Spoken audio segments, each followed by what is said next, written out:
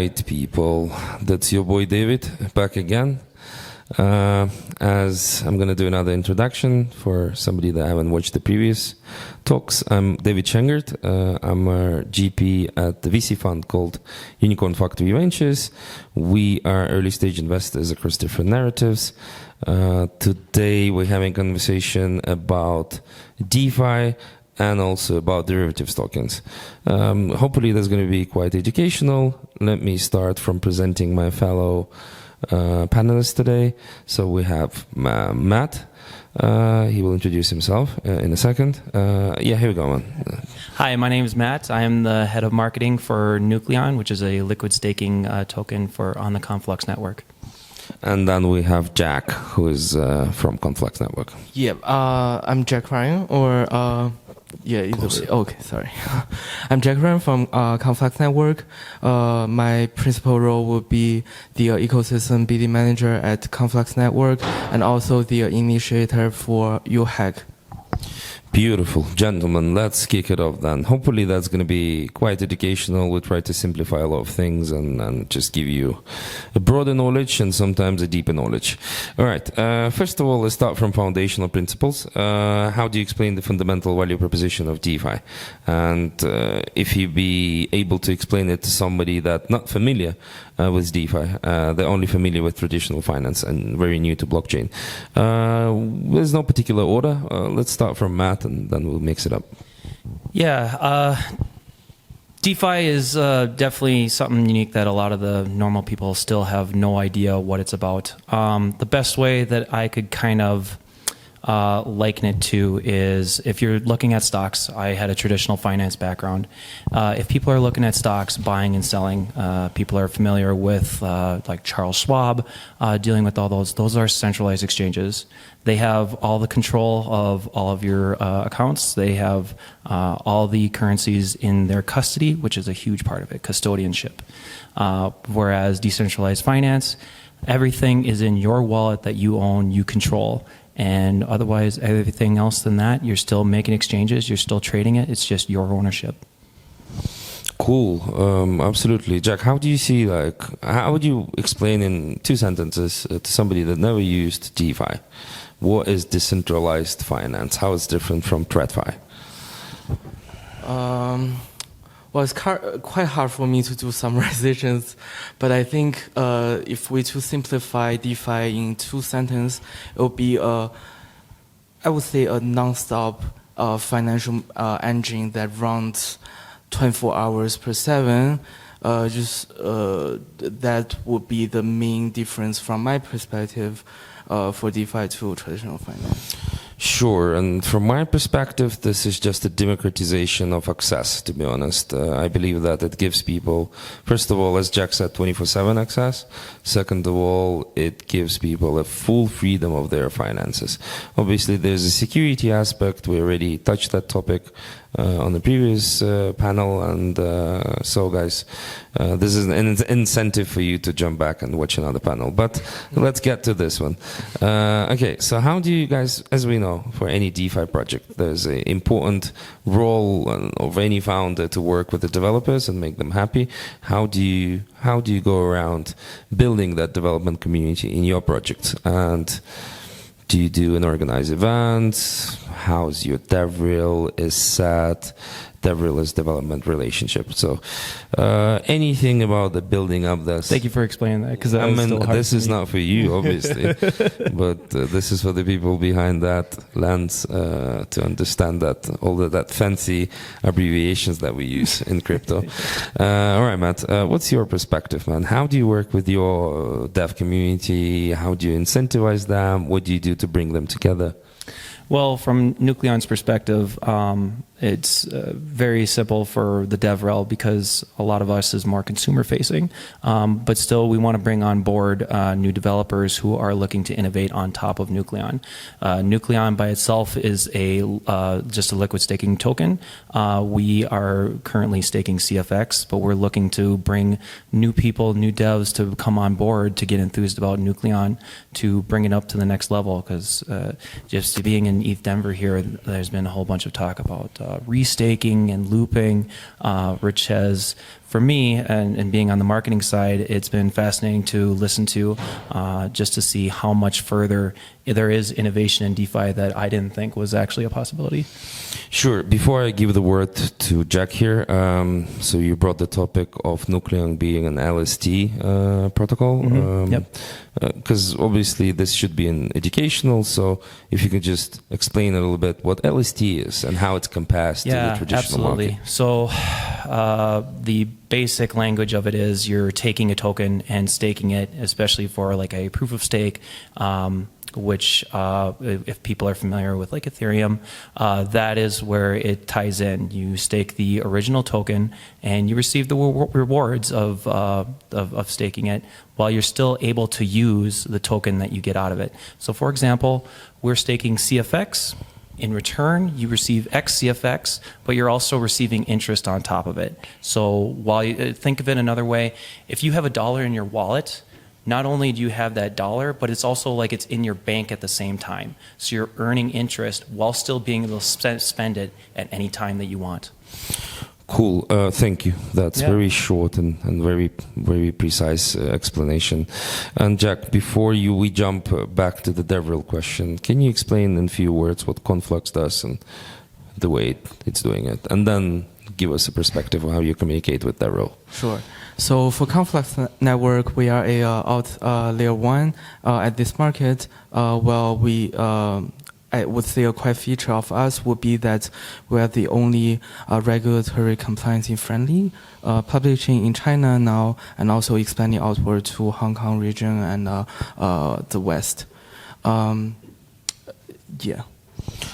Cool. And what about your community? How do you build your community of devs? How do you bring them to build on Conflux? Like we have Matt building on Conflux. How do you guys, Matt, maybe? This is actually only the second time that we've actually met face to face.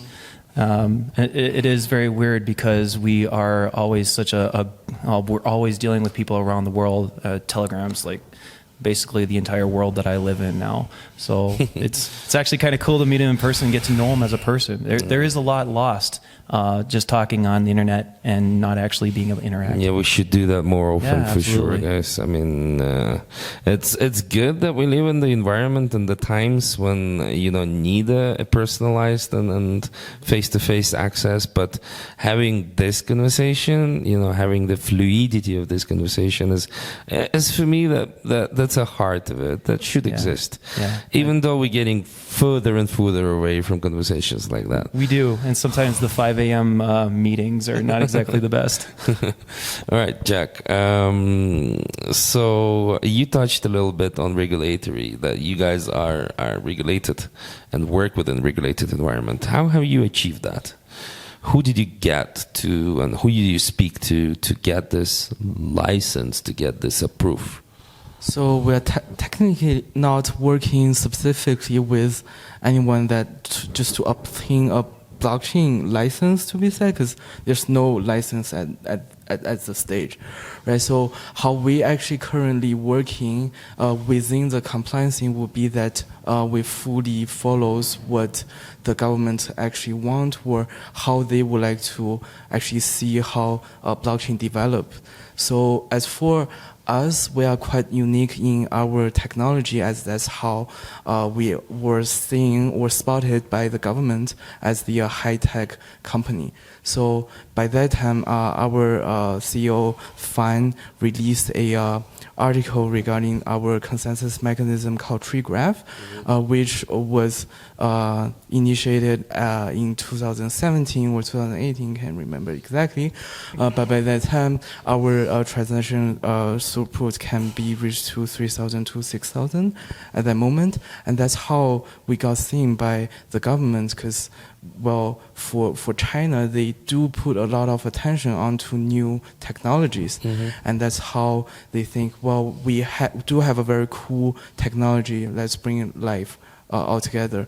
So that's how we sort of get the whole Conflux narrative started.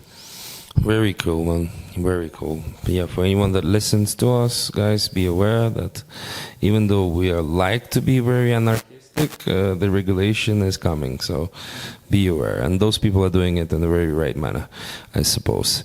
Okay, another two big things that I want to touch, but I will obviously decrypt them into separate parts, is scalability and interoperability. Let's start from how scalable is what we're doing right now. Which heights it could reach? That's a good question. With liquid staking, specifically as we're talking about Nucleon, I think it is quite scalable, but it also depends on the network that you're on. If you have a blockchain that is already natively has extremely low gas fees with extremely high transaction per second, that really just it is based from there. So you could have millions and millions staked, millions of people staked, and you can interact as long as the throughput and there's no bottlenecks with the transaction process. The sky's the limit. But as I've seen here in ETH Denver, there is a lot of innovation, and we cannot stop innovating because we're going to solve a lot of these scalability problems. It's just a matter of who, not when. Agree. Jack, do you have any perspective on that? Yeah, so I think for public chains, from our perspective, their scalability actually goes into two routes. One would be just the network itself, right? How can we bring up our transaction throughput to even upper than our previous limit? For that, in 2022, within our major hard fork, we bring on a proof of stake sidechain on top of proof of work chain to further secure the whole network, but also to bring up our transaction throughput. And fundamental wise, that's how we provide a good environment for every users to actually interact with the network. And the second route goes to the, I would say, adaptations to, general people that would actually living in Web 2 world that, never gets to know Web 3. So for that, we've done a lot of tryouts and efforts as well. The most famous one would be us collaborating with China Telecom. We are to co-pilot a blockchain SIM card in Hong Kong region.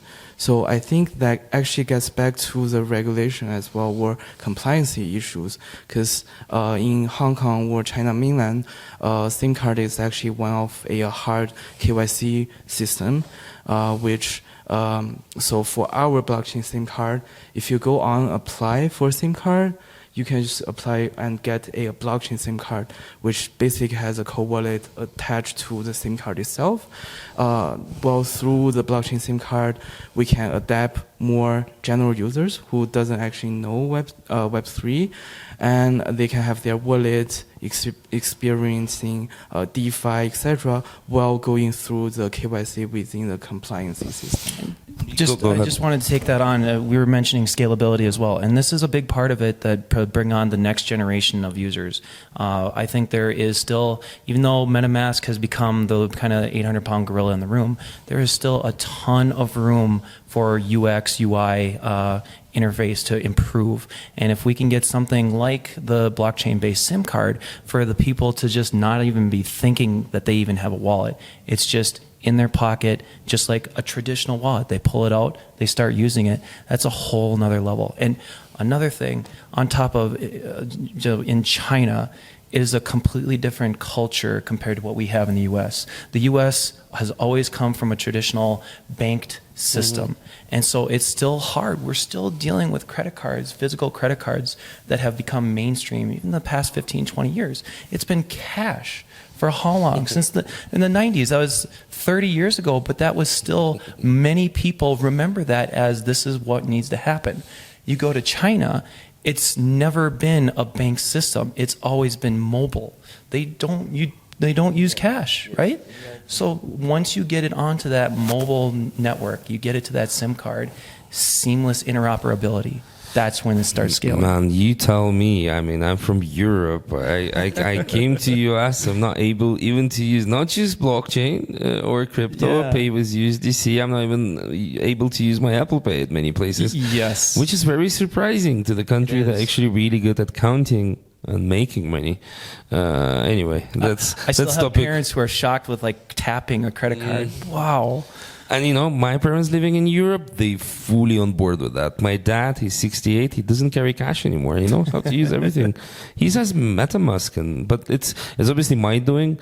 But anyway, But that's why we focus on the next generation. exactly. And Jack, you were super exactly right on what you just said, that this method through SIM cards is actually going to potentially could bring so many people on board, not just improve your technical capability, but also improve the scalability in terms of amount of users. And gentlemen, that's great. Let's carry on then with that beautiful pace.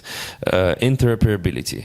What are we thinking about that? How it's important to connect everything together, and so everything is seamless, so you don't use all the difficult bridging systems and et cetera, et cetera. What's your stand on that? Yeah, you want to take that? So yeah, we do see it as a trend actually. I mean, everyone, I would assume that has a lot of wallets if it's from a different chain, or right now we are within the EVM system, so we are glad that it's unified to one wallet address. But interoperability is always what we are trying to focus on, trying to push for, and that's why technology-wise we bring on a fully EVM compatible subspace on top of Conflux called eSpace, and actually I do have exciting news as well. So we are also trying to build a BTC layer 2 subspace that would also be fully EVM compatible. That's sort of our, I would say, effort in really getting the DeFi system or the Web3 system to be unified and interoperable.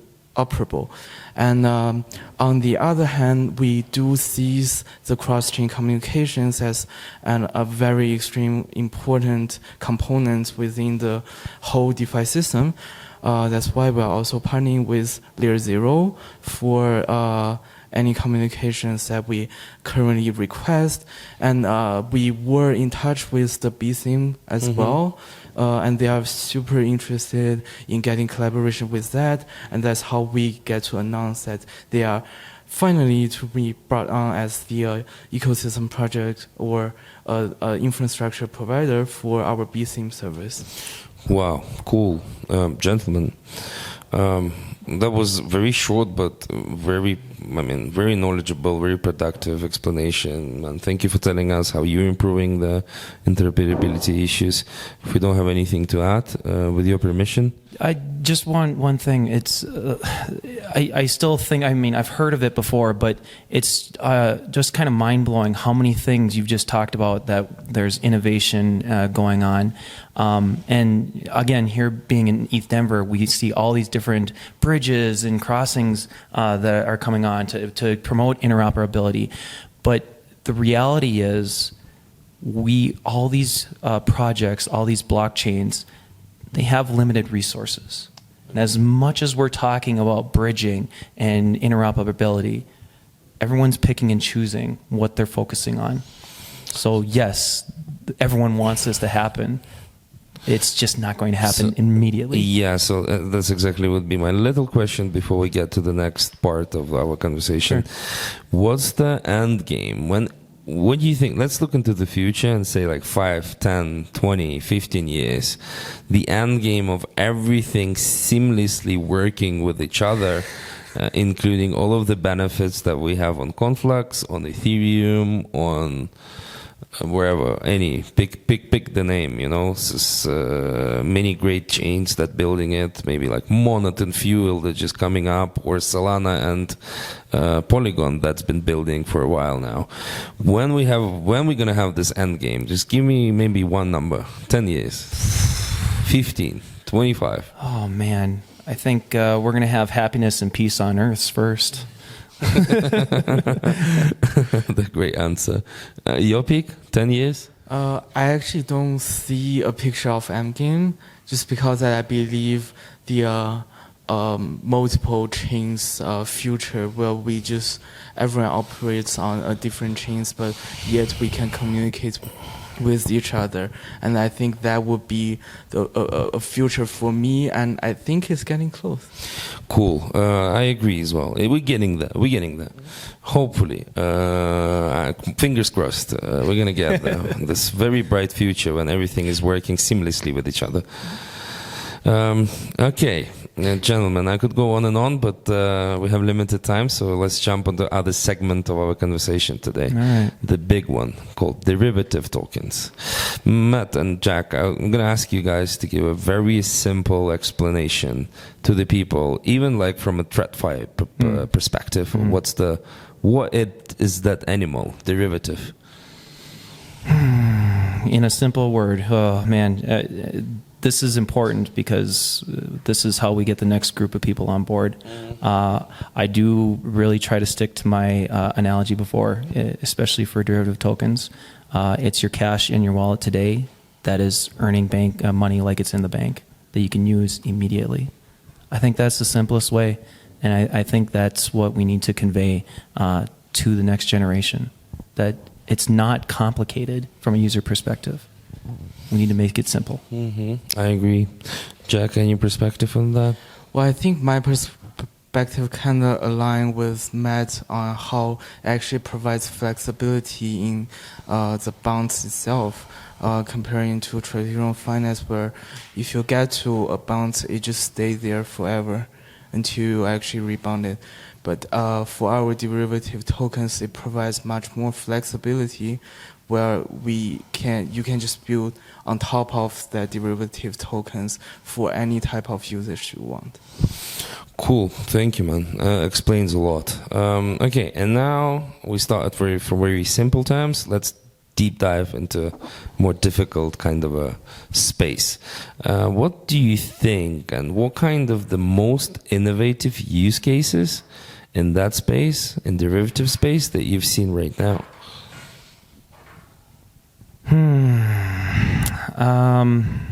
It's a good question, and it's been kind of shaken up a little bit since I've been going to some of these events. I would probably say that from a derivatives perspective, the real-world asset tokenization and derivatization of it has been really fascinating. And you can take that from a bonds perspective and adding on top of that. You can look. We've been seeing a lot of the real estate side of things, and I'm not as high on that because there's so much more just regulatory local issues that people have to make to deal with that before you're going to see that go mainstream. But I think the financial industry, particularly bonds, the easy low-hanging fruit is government bonds, derivatives. But I think we could easily get to the point that we start seeing corporate bonds, municipal bonds, start being put onto DeFi and then being turned into derivatives from there. Okay, and on top of that, do you think that the government bonds and the government itself is going to just align with the crypto crowd and build it the way that we like it, or it's going to be fully controlled and launched by them in the environment when everything is regulated and only accredited people? Yeah, so I think we also need to take in perspective that a government bond does not automatically mean the U.S. Got it. Cool. Mr., what's your pick on that? Most innovative use case that actually here in the market already, and what kind of problem do they actually solve?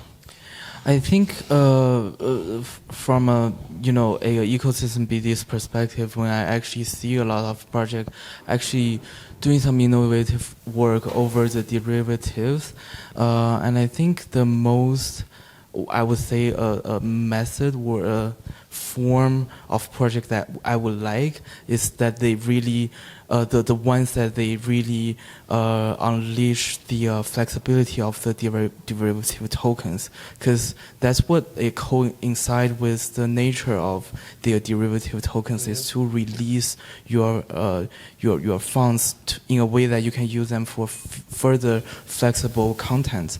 And I've seen a lot of projects actually working around with it, and the good thing for that is that for the derivative tokens is always backed by an asset, right? And when it's backed by an asset and then you utilize the derivative tokens, it really unleash or leverage the actual assets that can actually be utilized or move around. So I've seen a couple of projects trying to do that, actually providing a feasible, I would say, compound or APYs. So yeah, and I would say that it can be a trend when we go on further to the development of derivative tokens, because they really have a huge potential that's waiting for unleashing. Unleashed, I agree. So, and on that note, that's going to be my second question on that segment. In general, the question is market impact. And I want to see maybe, and let's discuss it together, two perspectives. How does it influence a broader cryptocurrency market? And what kind of risk it possesses? Any sort of risk, economical risks, maybe security risks, you know. So the market impact in general right now for LSDs and OSDs.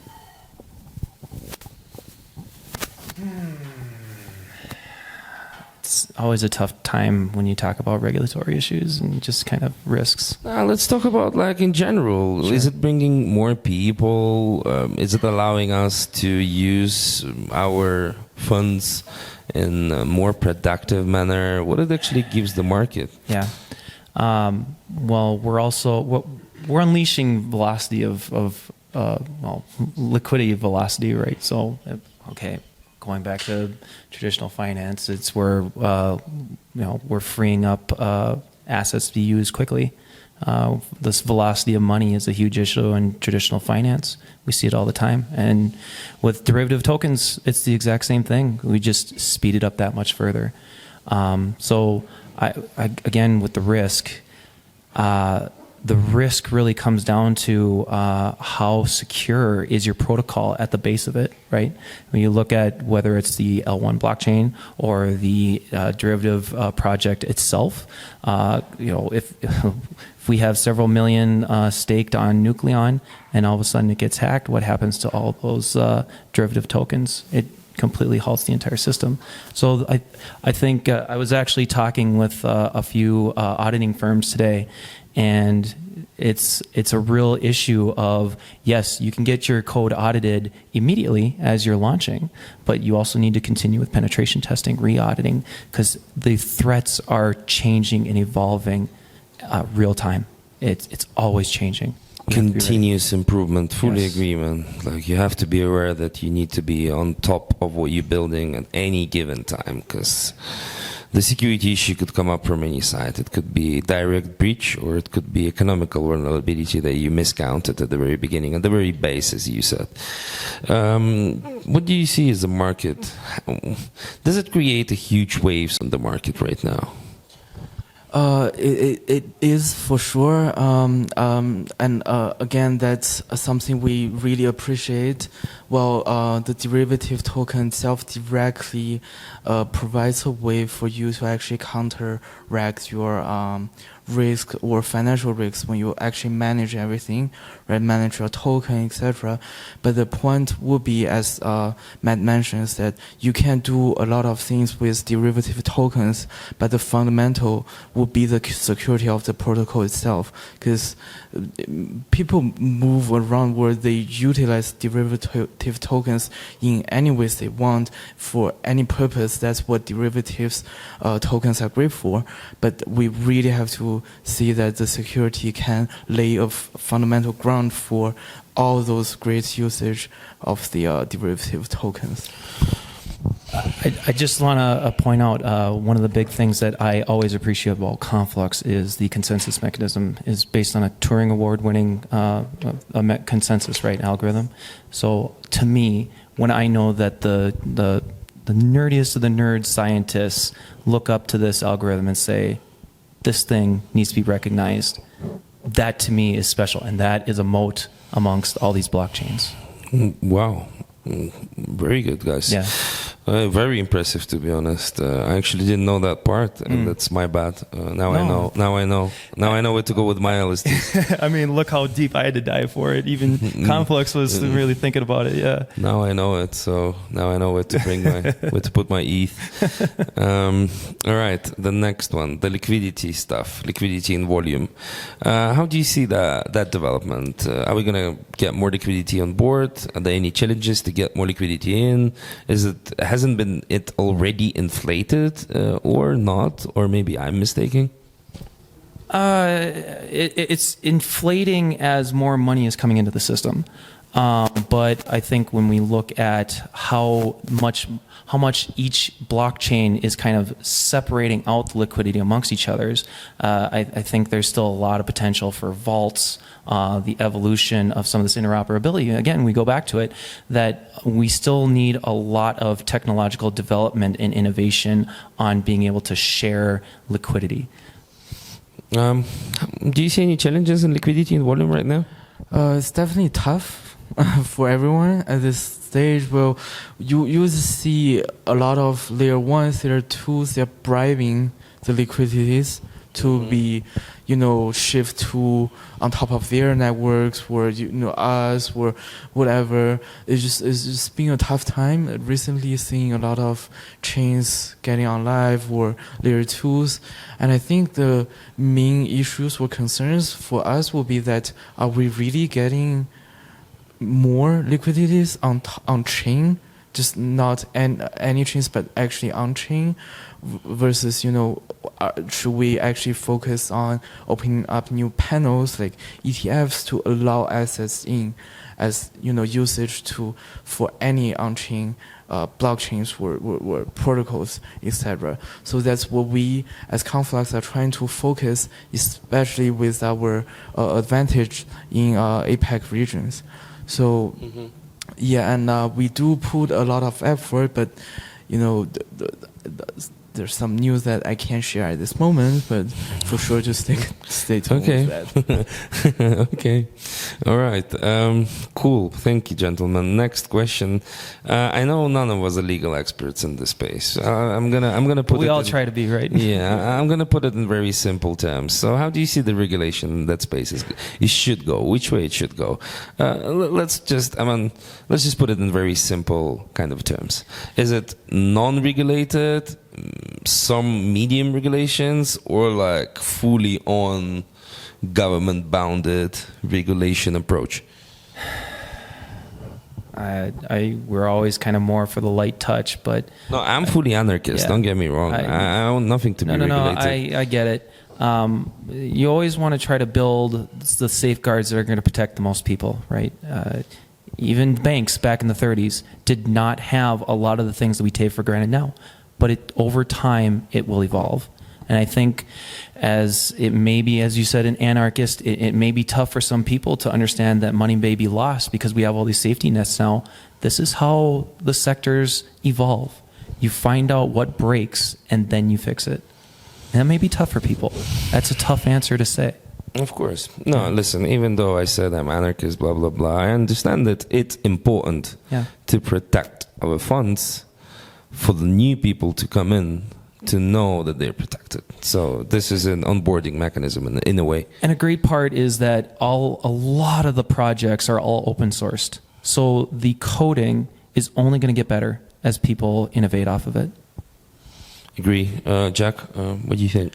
Yeah, well, speaking of my perspective, I think that regulations or compliances are to actually their main goals are to protect you, right? Mm-hmm. That's what they are, at least what they say they are trying to do, right? So speaking of that perspective, I think a regulation or compliance actually varies in the whole world, while the blockchain actually doesn't block anyone for the access. So I think that will be the main concerns for the most regulations or compliance, is that how they can find a balance for the whole world, worldwide, right? There's Hong Kong, there's China mainland, there's United States, Europeans, right? They all have different perspectives or balance to the regulations and compliance.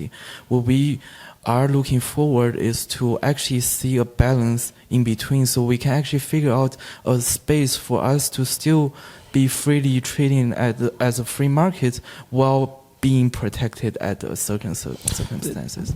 There's a certain point that innovation needs to have the right to make a mistake.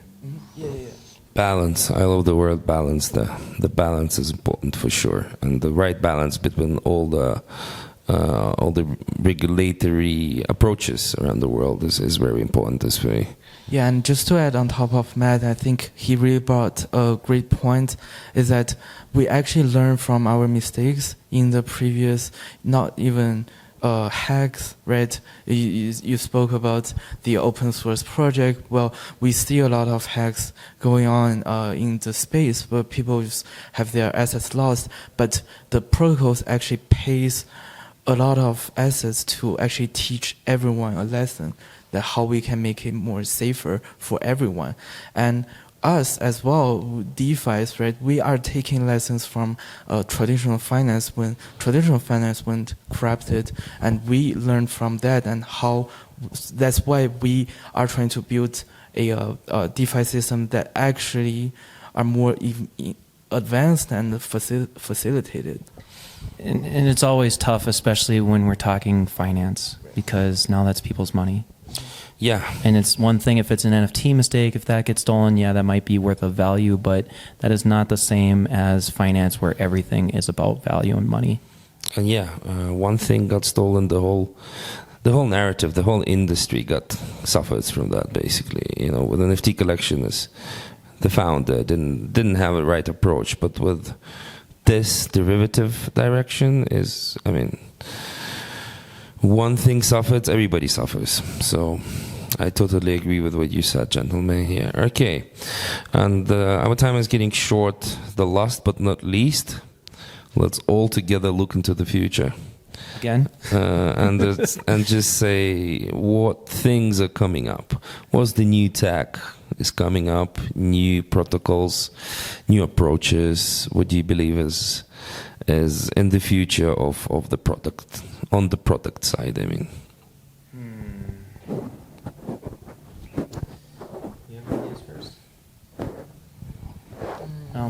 I guess I can go. Conflux's future, I suppose. Or what's going to be on Conflux? What do you guys? Okay, what's in your roadmap? Let's talk about that one. Yeah, so definitely we see the potential of the BTC ETF that it brought, and that's why we are trying to see if we can make up the BTC Layer 2, especially the fully EVM compatibility. That's something we're trying to sort of like unleash the market with more innovations that we can actually utilize the BTC ecosystem. So that's something we are looking forward. And upon Matt's point, also in RWAs, we're trying to see what we can do there, especially within our, I would say, advantages in the APAC regions, how we can actually bring more assets for RWAs on chains so that everyone can actually try on top of that, on top of DeFi's Web3. Yeah, thanks for that, because it took me a second to get my crystal ball out of my back pocket. So I agree with you 100%, especially with the real world assets. But the other part that I saw going through the DPIN day at some of the side events, there is so much potential there to bring in physical infrastructure and decentralize it. I think there, again, just like we always kind of build hype for different parts, I think the hype might be overblown a little bit, because sometimes we get excited about decentralization or AI even, and it's like, okay, yeah, this is great, this sounds cool, but is it necessary? So yeah, we kind of get that. I think a lot of autonomous vehicle DPIN stuff, I think we're going to be seeing a lot of that as we start going down the future, because that is something that definitely requires that extra layer of decentralized security when you have someone relying on you to make sure that you're not crashing into the car next to you. I agree, man. Totally agree with DPIN, with AI, with RWA. Probably the BTC narrative is also the fastest growing narrative right now. So we're going to see a lot of exciting stuff coming up shortly and in the near future. But my hopes are going to the whole market just growing and getting more people on board, and people start using derivatives. People start using it in more sustainable way. My hopes are really high. Obviously, the price is really high for the main cryptocurrencies right now, but my hopes are going with them as well. Yeah. One more thing I just thought of, and I think we're seeing it now with the Bitcoin ETFs, but institutional transactions on blockchain, I think that is still in the nascent phase. I think there is still a lot of inter-country, global interoperability there on crypto or blockchain. I don't want to say crypto. Crypto is way overblown. Blockchain transactions. There's still so much potential there. Absolutely agree, man. There's more and more big corpos going to jump into that game, and I'm really standing on the side of, of builders, of people that build from scratch. But those people are also going to assist to those big corpos to get to the level. You always need it from both sides, right? You need it from ground up and top down. You as much as we may not like how big institutional investors are into moving wherever innovation goes and where society goes, you still need them to take that step. Yeah, because they are biggest adopter in terms of amount of people and amount of liquidity. I absolutely agree. But hopefully it's us who's going to drive the innovation up. So we can always say we did it first. Yeah, we did it first, but at least if it gives us a monetary upside, that makes sense. That's from my perspective, because I'm a VC fund, I have to say that. But from a builder's side, it's always a huge appreciation when your product is being used by a big amount of people, and basically that what makes you useful for the society, and we all have to stay useful and sustainable. Anyway, that was my few cents. If there's any closing notes, guys, that you want to push, please do that right now. There was a very productive panelist for me, very educational. I really appreciated you having this conversation with me right now. I'm just going to give you a few last words. If you have them, just push them through. Well, from Nucleon's side, as a staker, we always are encouraging people to look at Conflux and CFX as a token to be used. And especially, as Jack Ryan, I'm sure will probably bring it up, the Hong Kong stable dollar. That is going to introduce a whole new level of activity on the network that I'm really excited to see, because I know it's going to play into Nucleon. Cool. Any last words, Mister? Go ahead. Yeah, so as for Conflux, we're always looking into new vibes, new innovations. That's why we initiated our hackathon theory called UHack, which is still open for registration for university students, especially. And if you are a mature developers who like to see how to build on top of Conflux, I'm also opening up for any contact.